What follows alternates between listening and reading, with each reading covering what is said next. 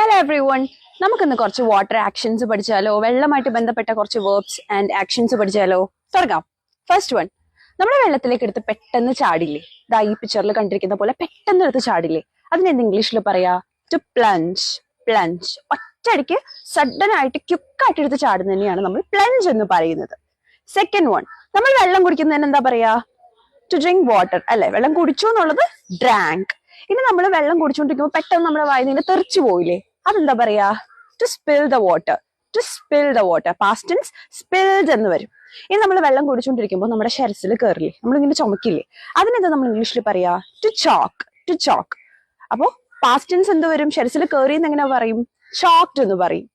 അപ്പോ വെള്ളം കുടിച്ചുകൊണ്ടിരിക്കുമ്പോഴാണ് നമ്മുടെ ശരസിൽ കയറിയെങ്കിൽ ഐ ചോക്ഡ് ഓൺ വാട്ടർ എന്ന് പറയും. ഫുഡ് ആണെങ്കിലോ ഐ ചോക്ഡ് ഓൺ ഫുഡ് എന്ന് പറയാം. ഇനി നമ്മൾ വെള്ളമൊക്കെ ഇങ്ങനെ തുപ്പിക്കളയില്ലേ? തുപ്പില്ലേ? അതിനെന്താ പറയാ? ടു സ്പിറ്റ് എന്ന് പറയാം. തുപ്പി എന്ന് പറയുമ്പോൾ ടു സ്പാറ്റ് എന്ന് പറയണം. ഇനി നമ്മൾ വെള്ളം കുടിച്ചുകൊണ്ട്